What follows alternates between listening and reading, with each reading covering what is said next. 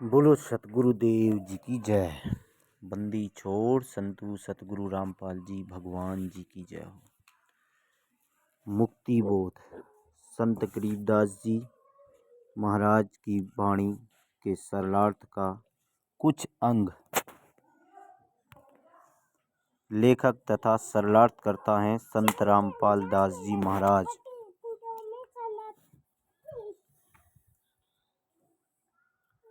कबीर और ज्ञान सब ज्ञानड़ी, कबीर ज्ञान सो ज्ञान, जैसा गोला तोप का करता चले मैदान। जीव हमारी जाति है, मानव धर्म हमारा, हिंदू मुस्लिम सिख ईसाई धर्म नहीं कोई न्यारा।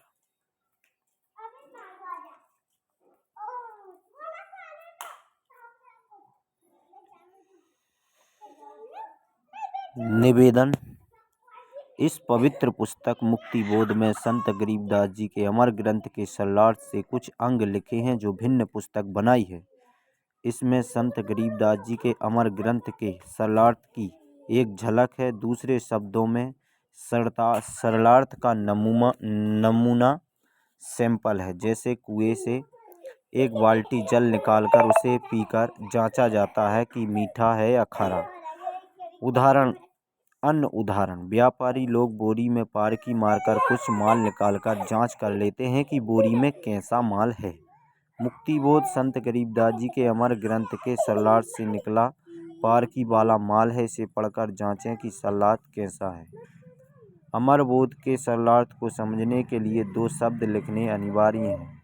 ये दो शब्द अमर ग्रंथ गरीबदास जी महाराज जी के संत गरीबदास जी के सरलार्थ में सर्वप्रथम लिखे हैं, जो अमर बोध तथा मुक्ति बोध को समझाने में सहयोगी हैं। अब पढ़ें दो शब्द।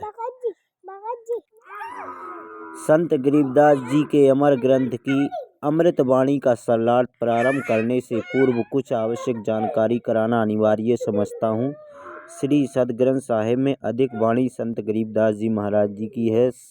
संत गरीबदास जी का जन्म गांव छुड़ानी, जिला झज्जर, प्रांत हरियाणा में सन 1717 विक्रमी संवत 1774 में हुआ। गांव छुड़ानी में संत गरीबदास जी महाराज जी का नानका है। ये गांव करौथा, जिला रोहतक, हरियाणा के रहने वाले धनकड़ गोत्र के थे। इनके पिता श्री बलराम जी का विवाह गांव छुड़ानी में श्री शिवलाल सिंह सिहाग की बेटी रानी देवी से हुआ था। श्री शिवलाल जी का कोई पुत्र नहीं था, इसलिए श्री बलराम जी को घर जमाई रख लिया था। गांव छुड़ानी में रहते 12 वर्ष हो गए थे, तब संत गरीबदास जी महाराज जी का जन्म गांव छुड़ानी में हुआ था। श्री शिवलाल जी के पास 2500 बीघा बड़ा बीघा, जो वर्तमान के बीघा से 2.75 गुना बड़ा होता था, जमीन थी, जिसके वर्तमान में 1400 एकड़ जमीन बनती है।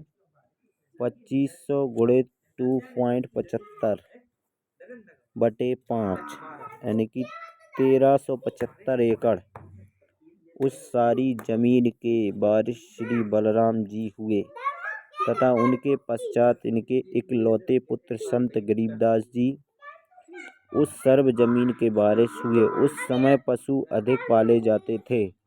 लगभग 120-150 गौएं श्री बलराम जी रखते थे। उनको चराने के लिए अपने पुत्र गरीबदास जी के साथ अन्य कई चरवाहे पाली ग्वाले किराए पर ले रखे थे। वे भी गौओं को खेतों में चराने के लिए ले जाया करते थे।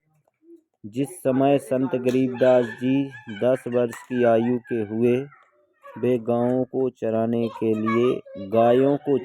के लिए अन्य ग्वालों के साथ नला नामक खेत में गए हुए थे। फागुन मास की द्वादशी के दिन लगभग 10 बजे परम अक्षर ब्रह्म एक जिंदा महात्मा के भेष में मिले। गांव कबलाना की सीमा से सटा नला खेत है। सर्व ग्वाले एक जांडी के पेड़ के नीचे बैठकर खाना खा रहे थे। वह पेड़ गांव कबलाना से छुड़ानी को जाने वाले कच्चे रास्ते पर था। वर्तमान में सरकार ने उस रास्ते पर एक सड़क का निर्माण करवा दिया है। परमेश्वर जी सतलोक से पेड़ से कुछ दूरी पर उतरे। रास्ते कबलाना की ओर, छुड़ानी की ओर जाने लगे। जब ग्वालों के पास आए तो ग्वालों ने कहा, बाबा जी आदेश। राम राम। परमेश्वर जी ने कहा, राम राम। ग्वालों ने कहा कि बाबा जी खाना खाओ। परमेश्वर जी ने कहा कि खाना तो मैं अपने गांव से खाकर चला था। ग्वालों ने कहा कि महाराज खाना नहीं खाते तो दूध तो अवश्य पीना पड़ेगा। हम अतिथि को कुछ खाए पिए बिना नहीं जाने देते। परमेश्वर ने कहा कि मुझे दूध पिला दो। और सुनो, मैं कुंवारी गाय का दूध पीता हूँ जो बड़ी आयु के पाली ग्वाले थे। उन्होंने कहा कि आप तो मजाक कर रहे हो, आप जी की दूध पीने की नीयत नहीं है। कुंवारी गाय भी कभी दूध पी देती है। परमेश्वर ने फिर कहा कि मैं कुंवारी गाय का दूध पीऊँगा। संत गरीबदास बालक ने एक बछिया जिसकी आयु 1.5 वर्ष की थी, जिंदा बाबा के पास लाकर खड़ी कर दी। परमात्मा ने बछिया की कमर पर आशीर्वाद भरा हाथ रख दिया। बछिया के स्तन लंबे लंबे हो गए। एक मिट्टी के लगभग 5 किलोग्राम की क्षमता के पात्र बरोले को बछिया ने स्तनों के नीचे रखा। स्तनों से अपने आप दूध निकलने लगा। मिट्टी का पात्र भर जाने पर दूध निकलना बंद हो गया। पहले जिंदा बाबा ने पिया। शेष दूध को अन्य पाली ग्वालों को पीने के लिए कहा तो बड़ी आयु के ग्वालों, संख्या 10-12 थे, कहने लगे कि बाबा जी कुंवारी गाय का दूध तो पाप का दूध है, हम नहीं पिएंगे। दूसरे, आप न जाने किस जाति के हो, आपका जूठा दूध हम नहीं पिएंगे। तीसरे, दूध आपने जादू करके निकाला है, हम पर जादू जंत्र का कुप्रभाव पड़ेगा। यह कहकर जिस जांडी के वृक्ष के नीचे बैठे थे वहां से चले गए। दूर जाकर किसी वृक्ष के नीचे बैठ गए। तब बालक गरीबदास जी ने कहा कि हे बाबा जी, आपका जूठा दूध तो अमृत है, मुझे दीजिए कुछ दूध। बालक गरीबदास जी ने पिया। परमेश्वर जिंदा भेषधारी ने संत गरीबदास जी को ज्ञान उपदेश दिया, तत्व ज्ञान, सूक्ष्म वेद का ज्ञान बताया। संत गरीबदास जी के अधिक आग्रह करने पर परमेश्वर ने उनकी आत्मा को शरीर से अलग किया और ऊपर के रूहानी मंडलों की ओर सैर कराई। एक ब्रह्मांड में बने सर्वलोकों को दिखाया। श्री ब्रह्मा, श्री विष्णु, श्री शिव जी से मिलाया। उसके पश्चात ब्रह्मलोक तथा श्री देवी दुर्गा का लोक दिखाया। फिर 10वें द्वार ब्रह्मरंध्र को पार करके ब्रह्मलोक के 21वें ब्रह्मांड के अंतिम छोर पर बने 11वें द्वार को पार करके अक्षर पुरुष के साथ शंख ब्रह्मांड वाले लोक में प्रवेश किया। संत गरीबदास जी को सर्व ब्रह्मांड दिखाए, अक्षर पुरुष से मिलाया। पहले उसके 2 हाथ थे, परंतु परमेश्वर के निकट जाते ही अक्षर पुरुष ने 10,000 हाथों का विस्तार कर लिया। जैसे मयूर मोर पक्षी अपने पंख चनों को फैला लेता है, अक्षर पुरुष को जब संकट का अंदेशा होता है तब ऐसा करता है, अपनी शक्ति का प्रदर्शन करता है। क्योंकि अक्षर पुरुष अधिक से अधिक 10,000 हाथ ही दिखा सकता है। इसके 10,000 हाथ हैं। क्षर पुरुष के 1,000 हाथ हैं। गीता अध्याय 10:11 में अपना 1,000 हाथों वाला विराट रूप दिखाया। गीता अध्याय 11 श्लोक 46 में अर्जुन ने कहा कि हे सहस्त्र बाहु यानी 1,000 भुजा वाले, आपने अपने चतुर्भुज रूप में आइए। संत गरीबदास जी को अक्षर पुरुष के साथ संग ब्रह्मांडों के भेद बताओ आँखों दिखाकर परमेश्वर जिंदा बाबा 12वें द्वार के सामने ले गया, जो अक्षर पुरुष के लोकों की सीमा पर बना है। जहाँ से भंवर गुफा में प्रवेश किया जाता है। जिंदा वेशधारी परमेश्वर जी ने संत गरीबदास जी को बताया कि जो 10वां द्वार ब्रह्मरंध्र है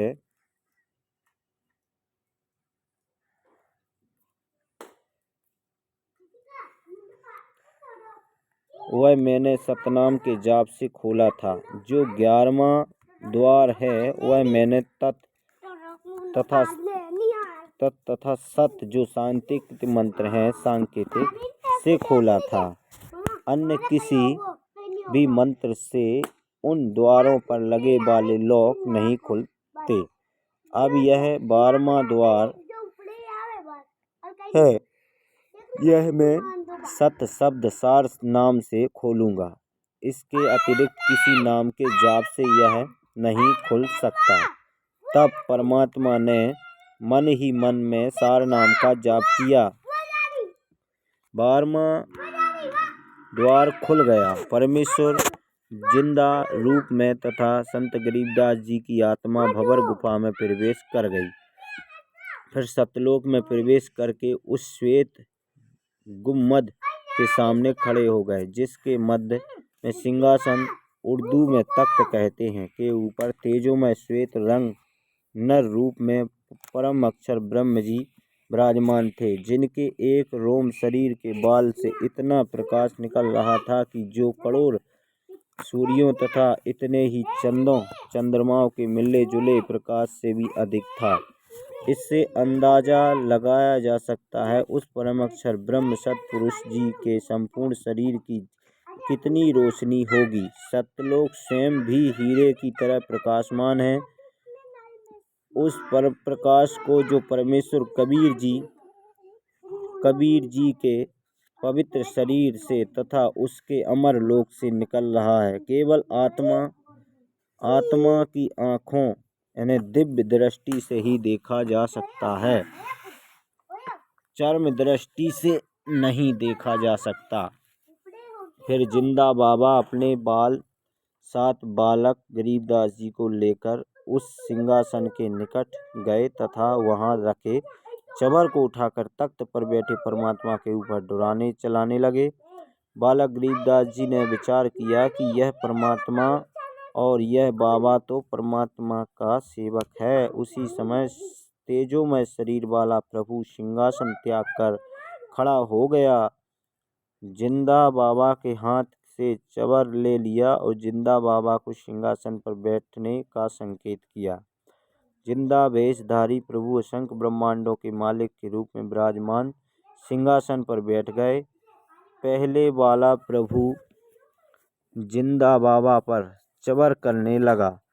संत गरीबदास जी विचार कर ही रहे थे कि इनमें परमेश्वर कौन हो सकता है। इतने में तेजोमय शरीर वाला प्रभु जिंदा बाबा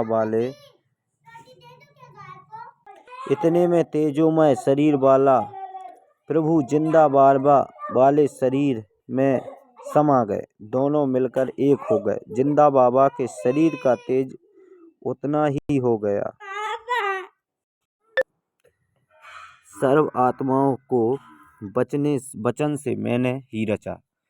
5 तत्व तथा सर्व पदार्थ भी मैंने ही रचे हैं। क्षर पुरुष ब्रह्म तथा अक्षर पुरुष व उसके लोकों को भी मैंने ही उत्पन्न किया है। इनके तप के बदले में सर्व ब्रह्मांडों का राज्य मैंने ही प्रदान किया है। मैं 120 वर्ष तक पृथ्वी पर कबीर नाम से जुलाहे की भूमिका करके आया था। भारत देश जम्बू द्वीप के काशी नगर बनारस में नीरू नीमा नाम के पति पत्नी थे। वे मुसलमान जुलाहे थे, निसंतान थे।